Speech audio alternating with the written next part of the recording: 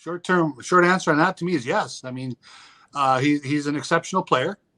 Obviously, he's had some years greater than others, but we know that he's a good talent. So yeah, I mean, it makes the Twins a better team, and at least in the short term. If his ankle blows up in a couple of years, well, then we reevaluate. But odds are they're going to get at least a couple of years of value out of that contract. It turns out some people were saying the Mets at the end were willing to go 6 years. So my feeling is these physicals were just saying, 6 years is one thing, 12 years is another, and will he still be playing at a high level in 12 years? We probably answer that, probably not. That's the way most of these contracts go. I saw a lot of people saying, well, 2 teams passed on him. Why would the Tigers do that? Well, it turns out the Twins, they had him in camp last year. They were around him every day. They brought him back for 6 years at a pretty penny. So, and the Mets were probably willing to do something at 6 years too. We know the Tigers weren't going to sign him. Okay. When I use Carlos Correa as an example, that goes for all premium free agents. But yeah, if the Tigers had gotten Carlos Correa, they would have been a better baseball team this year. No question about it. And going forward.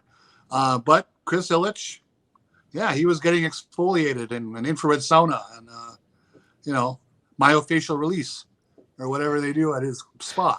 As far as the Twins go, look, I don't think, signing Joey Gallo is basically saying, all right, we have plans to trade Max Kepler at some point because they're going to have to they have a surplus in the outfield.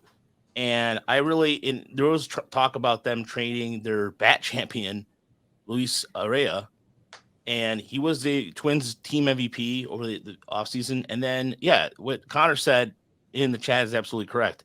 This pitching staff doesn't scare me. You have Sonny Gray, which you don't know what you expect, and this is the last year he's under team control, so they might trade him and get something. The pitching market right now, if you notice, it's kind of like there's still ability to trade. There's still the offseason.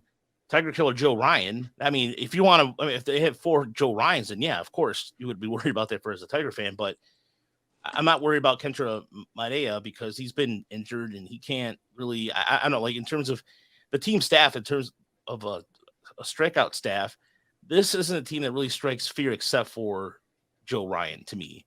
And in the bullpen last year was probably a big reason why the Twins couldn't stay in games either. The bullpen was just a hodgepodge mix. And even with Correa in the lineup, one hitter I do fear in that lineup is Jose Miranda, who is that team's been playing third and first base. I saw him hit a lot for AA Wichita and their AAA affiliate, St. Paul, because I used to, for Prospects Live, was covering some of the minor league stuff. And he's a good hitter. This guy was hitting ball hard in all fields, and he's a very talented hitter.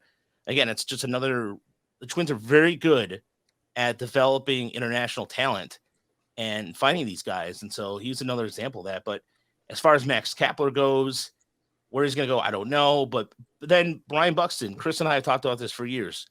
Guy is an immense talent when he's healthy. Are you going? They're gonna do what they did last year, which is essentially. He had last year 560 plate appearances, which I think his career. It's probably career, yeah. And that to me that's a good thing. Because I like watching Brian Buxton as a player. It's kind of a throwback to me. He has that speed and power. He reminds me of Ricky Henderson in some ways. I'm not saying I'm not doing like a comp on that, but he just has that, especially how much ground he can cover. So to me, I'm not worried about the Twins, not one bit. Cleveland's had an interesting offseason than the Twins have to me.